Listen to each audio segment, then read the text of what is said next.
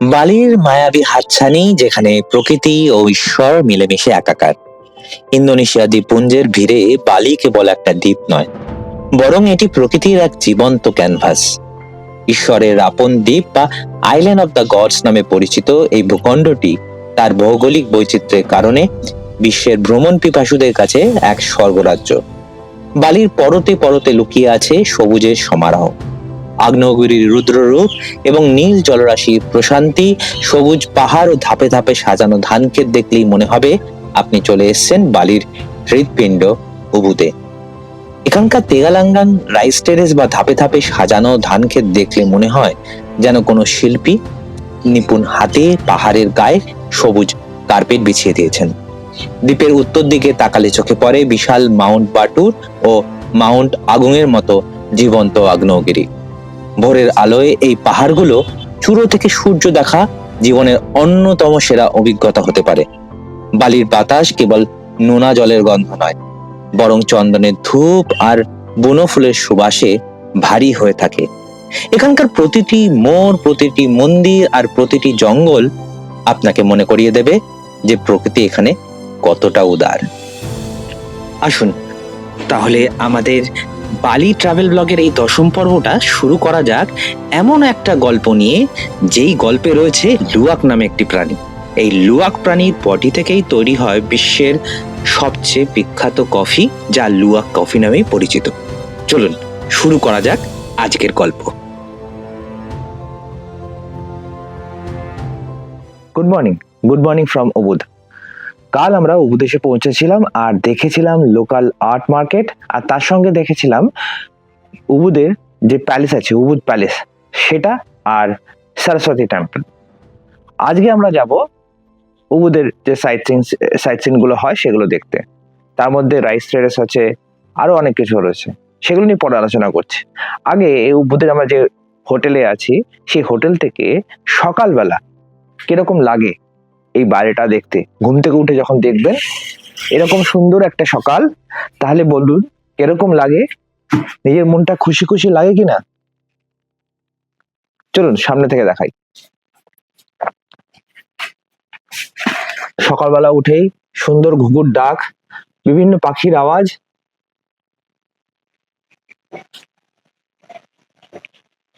শুনতে পাচ্ছেন পাখির আওয়াজ? ওদের আওয়াজেই প্রায় আপনার ঘুম ভেঙে যাবে ওদের এই হোটেলে।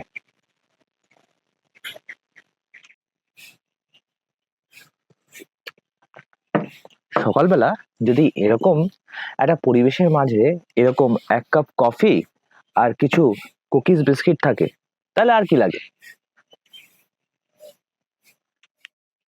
আমরা প্রথমে যাব আজকে ঘুরতে, সেটা হচ্ছে রাইস টেরেস।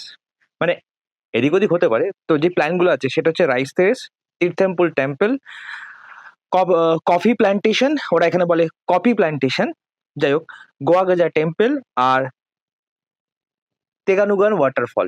তো এই প্ল্যানগুলো রয়েছে, হাতে আছে 10 ঘন্টা, খুব তাড়াতাড়ি বেরিয়ে যেতে হবে, বেশি লেট না করে। চলুন আমাদের সঙ্গে। আলাসারুপ রাইস টেরেসে চলেছি আমরা এখন। এখানে লুয়াক কফিও পাওয়া যায়, দেখবো সেগুলো। চলুন যাওয়া যাক। এই যে আমরা ঢুকছি আলাসারুপ।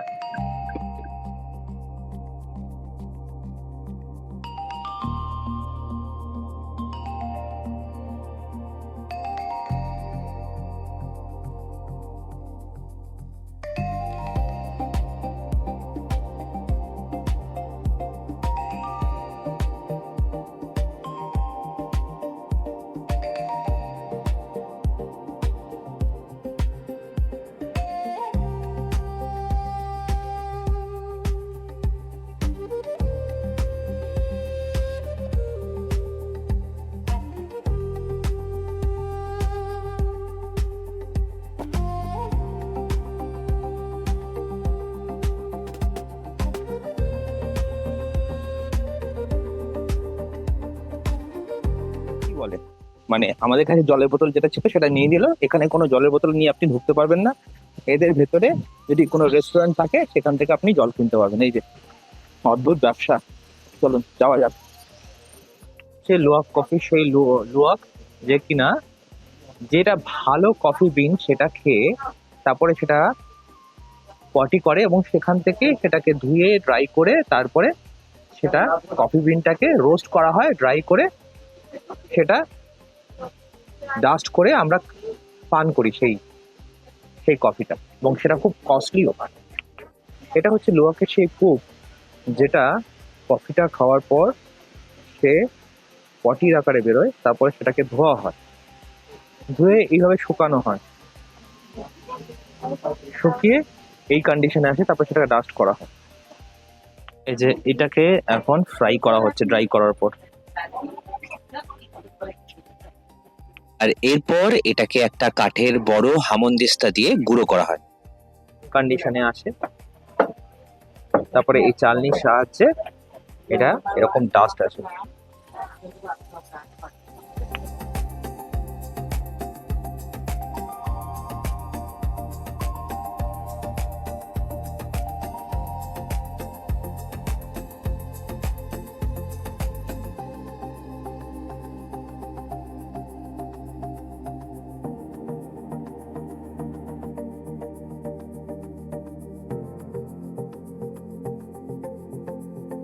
এই হচ্ছে বিখ্যাত সেই রাইস ফিল্ড। এখানে বিভিন্ন অ্যাক্টিভিটি গুলো হয়, ছবি তোলা যায়, আর এই হচ্ছে সেই বিখ্যাত সুইং। চলুন দেখি। একটা কাপল রেডি হচ্ছে সুইং এর জন্য। চলুন আমরা নিচে যাই, আমরাও গিয়ে দেখি। এই যে ওদের এখন ট্রেনিং দেওয়া হচ্ছে যে কাস্টমার বিহেভিয়ার সঙ্গে কিভাবে তাদের অ্যাপ্রোচ যাবে সেটা নিয়ে।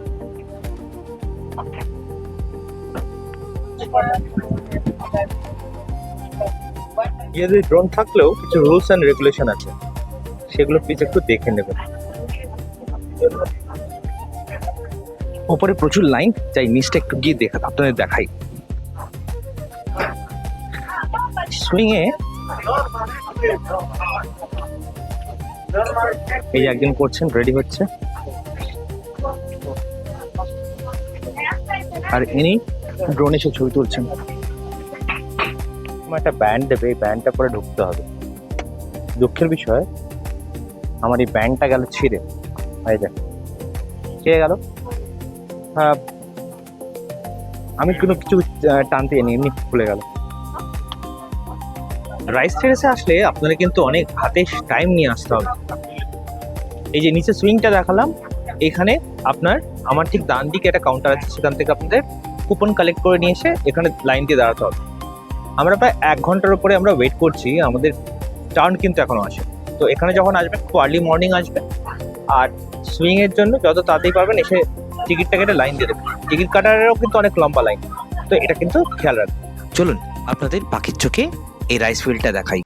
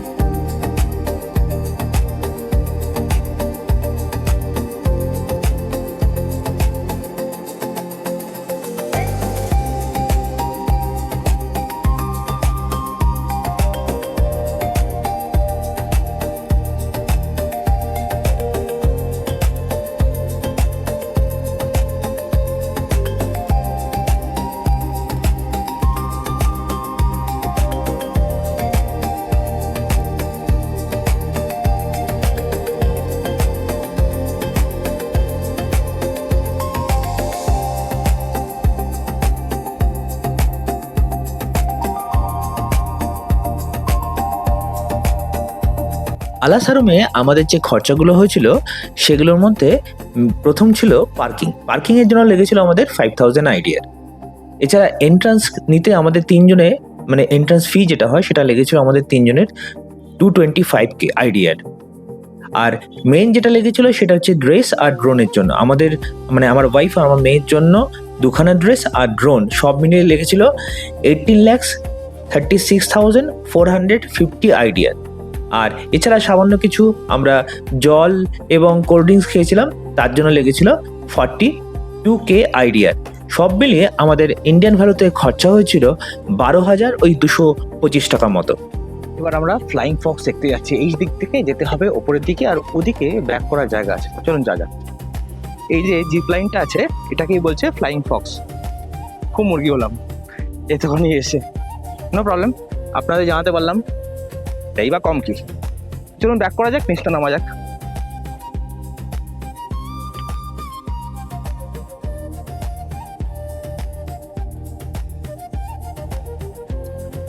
এটা হচ্ছে ডান্সিং ব্রিজ।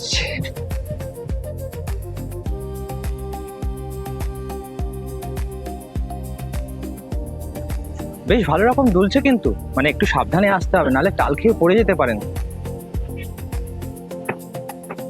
লিফটটায় ঢুকবো, চলুন যাওয়া যাক।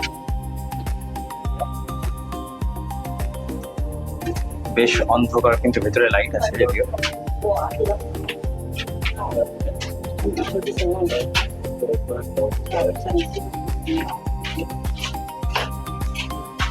ছোট একটা কেভ মতো, এখান দিয়ে এন্ট্রান্স আর এটা দিয়ে এক্সিট, এই আর কিছুই নেই, তবু ঠিক আছে। এখানে রেস্টুরেন্ট আছে, আপনারা খেতে চাইলে এখানে এসে খেতে পারেন। আর সামনে রেসিডেন্সিয়াল হোটেল আছে, থাকতেও পারেন। আমরা এখন তীর্থমপুল টেম্পল যাচ্ছি। ওটা একটা হিন্দুদের টেম্পল। ওখানে একটা জলপ্রপাত মতো আছে, ওখানে লোকে প্রার্থনা করে জলে স্নান করে। আমার এমনিতেই গরম লেগে গেছে, আমার এক কাজে দু কাজ হয়ে যাবে, জলে স্নানও হয়ে যাবে, আজকে ওই যে প্রেয়ার থাকে ওগুলোও হয়ে যাবে। তো চলুন যাওয়া যাবে দেখি। আপনি যদি হিন্দু হন, বা অনেক মন্দির আছে যেখানে নন হিন্দুরাও যেতে পারে। ইন্দোনেশিয়াতে আমরা যে উবুতে রয়েছি, বা যেটা ইন্দোনেশিয়ান যে কালচার রয়েছে হিন্দুদের, সেখানে প্রত্যেকটা গ্রামের যে মন্দির আছে সেটা বাইরের গ্রামের লোকজন এসে ঢুকতে পারবে না। ইভেন যদি আমি হিন্দু হই, কোনো মন্দিরে যদি ঢুকতে যাই, সেটা আমি পারবো না। আমাকে সেই গ্রামের থাকতে হবে, মানে ওই সিটিজেনশিপ অফ ইন্দোনেশিয়া তো হতেই হবে, প্লাস সেই গ্রামের হতে হবে, তাহলে আমি সেই মন্দিরে ঢুকতে পারবো। আমরা তীর্থমপুল টেম্পলে চলে এসেছি। এই যে সামনেটা দেখে নিন, এখানে নামবো এখন। তো আমার এখানে না একটু স্নান করার ইচ্ছা আছে, স্নান করে পুজো দেয়। এমনিতেই গরমে ভিজে গেছি, দেখা যাক কি হয়। এই যে এই হচ্ছে তীর্থমপুল টেম্পল। এটা কি নামে বলে আমি জানি না।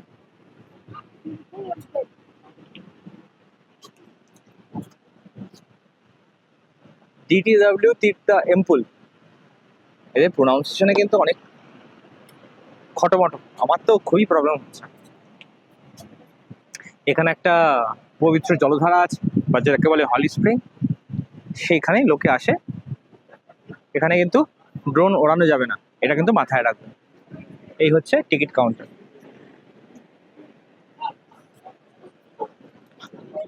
এই তীর্থেম্পুল টেম্পলে আমাদের এন্ট্রি ফিজ নিয়েছিল 75,000 আইডিয়ার পার হেড, মানে ওই 407 টাকা মতো পার হেড মতো নিয়েছিল। আর ভেতরে ঢুকে আমি স্নান করেছিলাম, সেখানে নিয়েছিল ওই 30,000 আইডিয়ার, মানে ইন্ডিয়ান ভ্যালুতে কনভার্ট করলে 162 টাকা বা 63 টাকা মতো পড়ে। তার সঙ্গে ওরা দিয়েছিল সারাং আর একটা লকার। এখানে আসলে এই সারাং কিন্তু মাস্ট, এই সারাং এখানে পড়তে হবে। এই লুঙ্গির মতো পেঁচিয়ে পড়তে হয়, যদি একটু কঠিন ব্যাপার লাগছিল আমার প্রথম প্রথম, এখনো লাগছে যদিও, দেখা যাক বাঁধতে পারি কিনা। না, অ্যাট লাস্ট পেরেছি।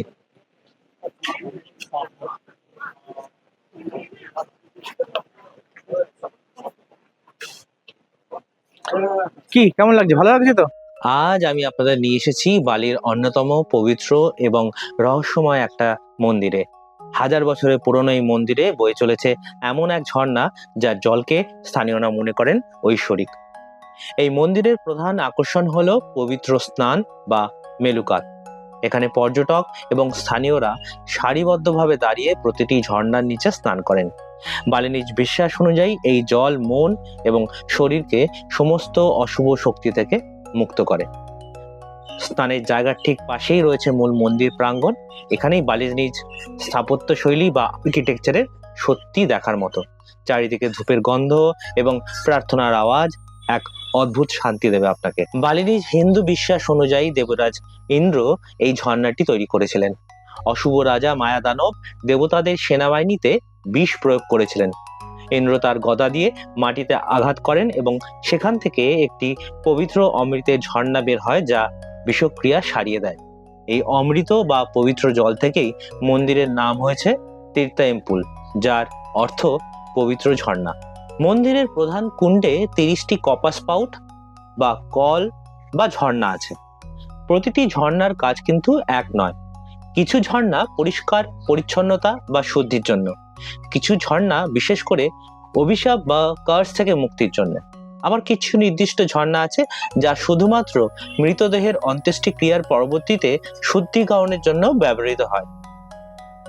সাধারণ পর্যটকদের জন্য সেগুলো ব্যবহার করার নিষেধাজ্ঞা রয়েছে। এই ঝর্ণার জলকে সাধারণ জল মনে করা হয় না, একে বলা হয় হলি ওয়াটার।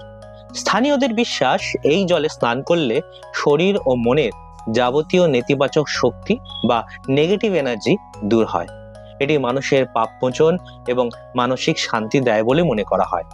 এমনকি অনেকে বিশ্বাস করেন এই জলের ঔষধি গুণ আছে, যা বিভিন্ন রোগ সারাতে সাহায্য করে।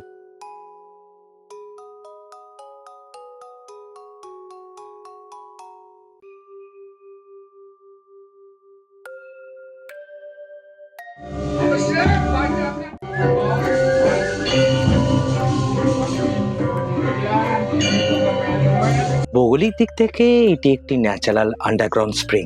মন্দিরের পেছনের দিকে বড় পুকুরটির দিকে তাকালে দেখবেন মাটির নিচ থেকে বুদবুদ আকারে জল অবিরাম উপরে উঠে আসছে। এই জল অত্যন্ত শীতল এবং স্ফটিকের মতো স্বচ্ছ। বন্ধুরা, এই যে মাটির নিচ থেকে জল উঠে আসা দেখছেন, একেই বলা হয় বালির হলি স্প্রিং। আজ থেকে 1064 বছর আগে, মানে 962 খ্রিস্টাব্দে এই মন্দিরের সূচনা হয়েছিল। আর আজও এই ঝর্ণার ধারা একইভাবে বয়ে চলেছে। বালিনিজরা বিশ্বাস করেন এই জল শুধু শরীর নয়, আত্মাকেও ধুয়ে পরিষ্কার করে দেয়।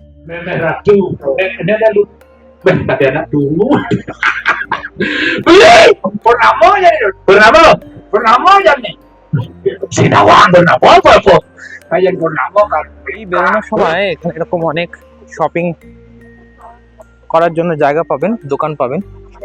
এখান থেকে নিজের ইচ্ছা মতো সুভেনিয়ার কিনে নিয়ে যেতে পারেন। গাড়িতে যেতে যেতে আমাদের খিদে পেয়ে গেছিলো, তাই এখানে ইন্ডো মার্ট বলে একটা দোকান আছে, ওখান থেকে আমরা কিছু খাবার জিনিস নিয়ে নিলাম। দেখাচ্ছি কি নিলাম। এই যে একটা চিকেন ফ্রাই নিয়েছি আর একটা রাইস, এই দুটো আইটেম নিলাম। খাবারটা আমাদের দাম পড়লো 17,000, মানে 16.9 সামথিং, নয় 17,000 ইন্দোনেশিয়ান রুপিস, মানে আমাদের ভারতীয় টাকায় প্রায় ওই 70-80 টাকার মতো, 75-80 টাকার মতো। তো এটা দিয়ে এখন আমাদের যেতে যেতেই লাঞ্চ সারা হয়ে যাবে।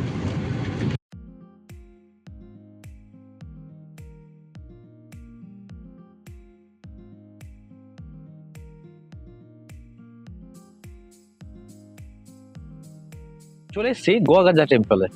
এখানে এন্ট্রি ফি প্রত্যেক জনের মাথা পিছু 50,000 ইন্দোনেশিয়ান রুপিয়া। চলুন ভিতরে যাওয়া যাক। এখান থেকে এন্ট্রি টিকিট নেবেন, নিয়ে সোজা রাস্তায় টেম্পলের দিকে যেতে হবে।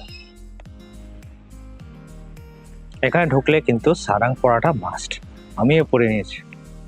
আজ আমি আপনাদের নিয়ে এসেছি বালির উবুদ এলাকার অন্যতম রহস্যময় এবং প্রাচীন এক জায়গায়, যার নাম গোয়াগাজা। স্থানীয় ভাষায় একে বলা হয় এলিফ্যান্ট কেভ বা হাতির গুহা। কিন্তু মজার ব্যাপার হলো এই দ্বীপে কোনো দিনই হাতি ছিল না।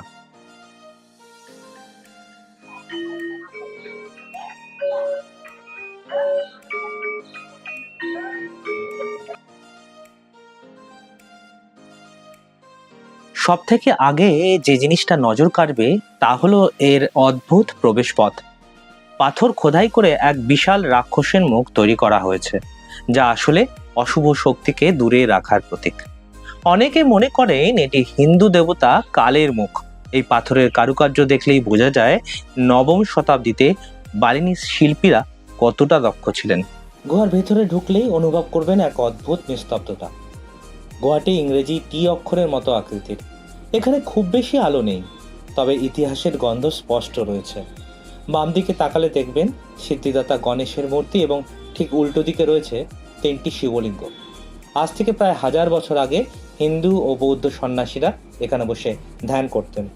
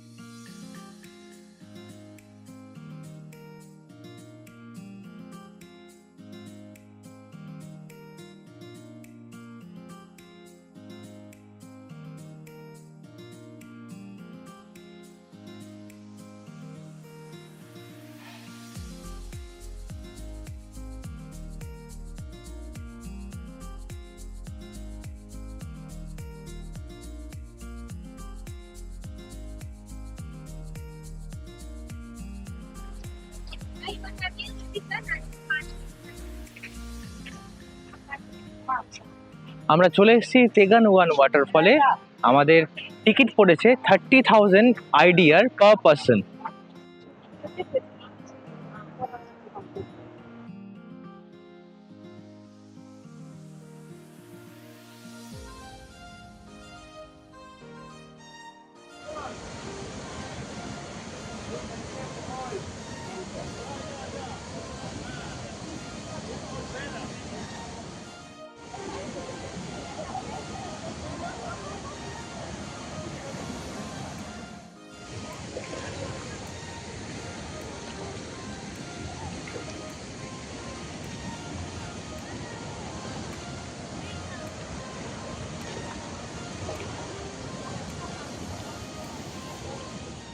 এরপরে আমরা হোটেল ফিরে আসি এবং আমাদের হোটেলের পাশেই দ্য এলিফ্যান্ট বলে একটি ইন্ডিয়ান রেস্টুরেন্টে খেতে চাই।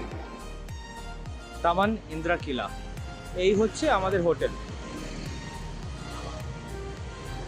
উহুদ প্যালেস থেকে, মানে উহুদ প্যালেসটা বা উহুদ আর্ট মার্কেট যদি পেছনে রাখেন, যদি এগিয়ে আসেন 6-7 মিনিটের রাস্তা, মানে উহুদ মার্কেট থেকে, যে মানে উহুদ প্যালেস থেকে এগিয়ে এসে ঠিক ডান দিকে একটা ইনক্লাইন রাস্তা চলে যাচ্ছে, সেখান থেকে 6-7 মিনিটের রাস্তা আসলে আমাদের এই হোটেল। আর অপোজিটে হচ্ছে এই দ্য এলিফ্যান্ট রেস্টুরেন্ট। এটা ইন্ডিয়ান রেস্টুরেন্ট। এখানে একটা ইন্ডিয়ান রেস্টুরেন্ট যেটা রয়েছে, সেখানে আপনারা ইন্ডিয়ান খাবার ট্রাই করতে পারেন। অনেকে কি হয় না, ইন্দোনেশিয়া আসার পর ওই এক নাসি গোরেন, নাসি চাম্পুর বা এইসব খেয়ে খেয়ে বোর হয়ে যায়, তখন ইন্ডিয়ান খাবার একটুখানি মনে হয় যে খাই। তো এখানে আসতে পারেন, এখানে এসে ইন্ডিয়ান ফুড ট্রাই করতে পারেন। একটু টেস্ট করে দেখা যাক।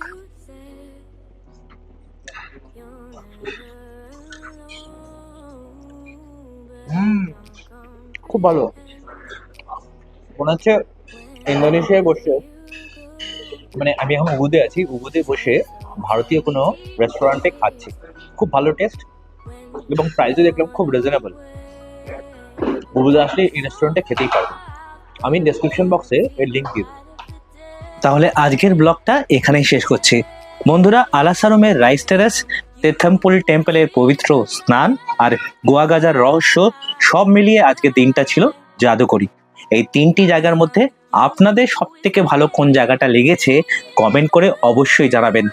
কিন্তু আসল চমক অপেক্ষা করছে পরের পর্বে, কারণ আমরা যাচ্ছি ইন্দোনেশিয়ার এক জ্যান্ত আগ্নেয়গিরি মাউন্ট বাটুর ট্রেকিংয়ে। জ্যান্ত আগ্নেয়গিরির চূড়ায় দাঁড়িয়ে সূর্যোদয় দেখার সেই রোমাঞ্চকর অভিজ্ঞতা মিস করবেন না। আজকের ভিডিওটা ভালো লাগলে লাইক করুন আর চ্যানেলটা সাবস্ক্রাইব করে সঙ্গে থাকবেন। দেখা হচ্ছে পরের ব্লগে একদম আগ্নেয়গিরির চূড়ায়। সঙ্গে থাকবেন, আবার দেখা হচ্ছে খুব শিগগিরই।